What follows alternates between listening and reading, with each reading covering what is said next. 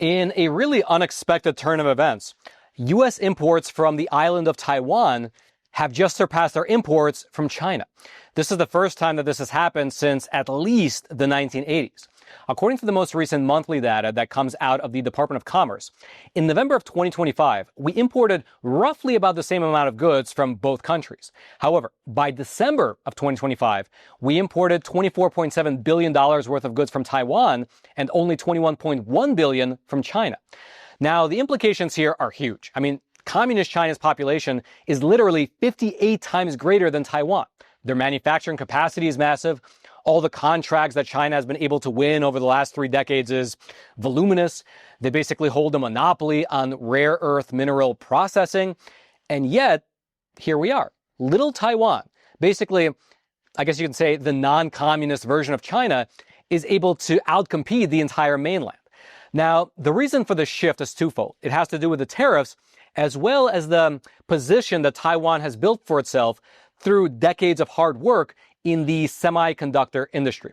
Now, on the subject of tariffs, despite both Taiwan and China getting hit with tariffs over the last year, it wasn't equal. Quote, while Trump imposed 20% reciprocal tariffs on Taiwan last year, certain products, including semiconductors, benefited from exemptions. Washington and Taipei this month finalized a trade deal to lower the general U.S. tariff on Taiwanese goods to 15%, bring billions of dollars in chip investments to the U.S., and open Taiwan's auto and farm markets to American companies. On the flip side, the White House imposed heavier duties on Chinese goods in 2025. After numerous rounds of negotiations and a meeting between Trump and Chinese President Xi Jinping in late October, where they firmed up a truce, the U.S. tariff rate on China was understood to be around 47%. And so that is tariffs. On the topic of chips, quote, in recent years, Taiwan has become a key trade partner with the United States, driven by demand for its semiconductor industry, which produces 90% of the world's advanced chips. And so, I mean, really, as a country, they could not have positioned themselves better for the boom in AI. Producing 90% of the global supply of advanced chips is a pretty good position to find yourself in. However, it's worth mentioning that even though these numbers are basically just from the last month, this has been part of a growing trend with imports from China on the decline and imports from Taiwan on the rise. Quote, on an annual basis, China still led Asian exports to the U.S., sending over $308 billion worth of goods, although this was down from over $438 billion in 2024. Taiwan shipped over $201 billion, up from about $116 billion in 2024. U.S. trade balances with the two economies shifted dramatically in opposite directions. The annual deficit with China decreased sharply by $93.4 billion to nearly $202 billion. On the other hand, the deficit with Taiwan roughly doubled to nearly $147 billion. Okay, I do apologize about that. I realize that's a bit too many numbers to throw out all at once. Here's a graph from that very same article showing the data in a visual way. Basically, even though in terms of raw volume at the moment, we still do more trade with China, the trend for our trade deficit is downward, falling by about 1/3 over the last year. Conversely, though, with Taiwan, even though the overall volume is less, our trade deficit has basically doubled since last year. And again, this is pretty wild when you consider that communist China, mainland China's population, is 58 times greater than Taiwan's. And actually, this really does expose a communist talking point, because the CCP, the Chinese Communist Party, they have for decades now touted the economic miracle of China, taking all the credit for the GDP growth and the economic growth that the country has experienced.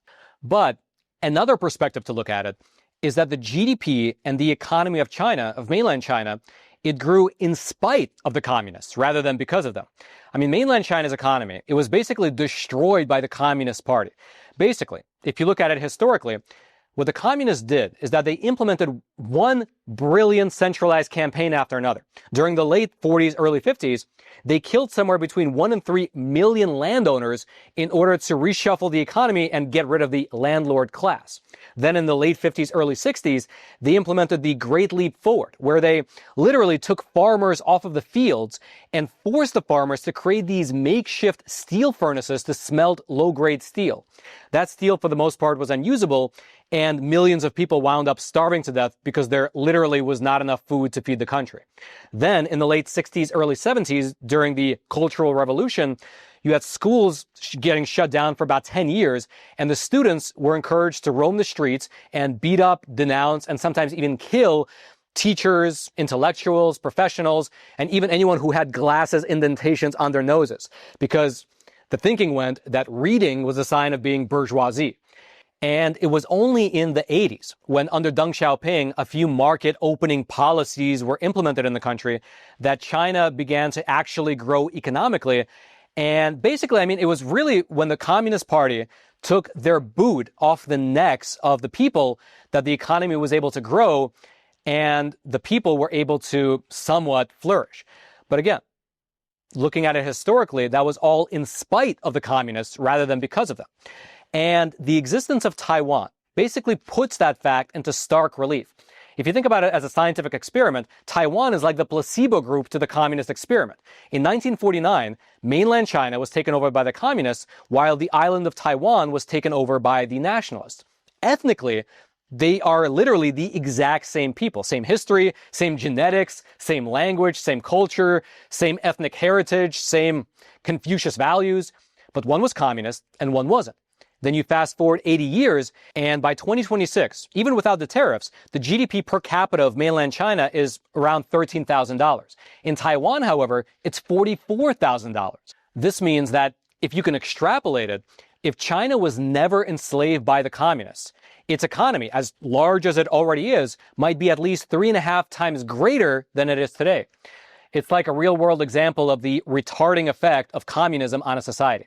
However, I will, of course, mention that that's just one analysis. There are obviously many different factors at play, so let me know your thoughts. Do you agree with this analysis, or do you think I missed something? Leave your thoughts in the comment section below. All right, just to pause here for a super quick moment, I'd like to introduce today's sponsor, which is RE Alloys. You see, 10 months from now, on January 1st, 2027, a lot will change. That is the date when the Department of War's new federal acquisition rules officially take effect with zero flexibility. From that point forward, no magnet or rare earth metal used in critical U.S. defense systems can have a Chinese origin, not at mining, separation, metallization, alloying, or final production. That single rule puts everything from F-35 components to submarine motors to Tomahawk missile guidance systems under immediate compliance pressure, unless a North American supply chain is already operating at a large commercial scale. This is when the real bottleneck will begin, because this is not really about mining, it's about processing. As President Trump put it in a recent speech, there is no such thing as rare earths, only rare processing. And today, roughly 98% of rare earth metallization and magnet production happens over in China, giving essentially Beijing leverage over the single most critical choke point in the modern industrial economy. But that monopoly may be starting to crack. Here in North America, an AI-enabled rare earth separation facility is coming online under the guidance and oversight of the Saskatchewan Research Council. And RE Alloys, our sponsor, trading on the NASDAQ under the ticker ALOY, has secured rights up to 80% of its production. RE Alloys also operates a metallization facility over in Euclid, Ohio. The facility was built on nearly a decade of research and development with the U.S. Department of Energy and the U.S. Department of Defense. And what they do is they convert separated material into defense-grade metals and alloys. Every critical step happens right here on North American soil with no Chinese chemicals, with no Chinese technology, and with no Chinese capital. And with the 2027 deadline approaching, RE Alloys expects to be among the few companies operating a fully integrated mine-to-magnet supply chain here in North America.